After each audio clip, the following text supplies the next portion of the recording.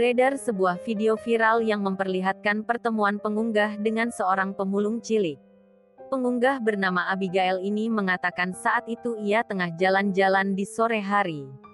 Saat diajak ke minimarket dan ditanya ingin membeli apa, anak ini menjawab hanya ingin air mineral.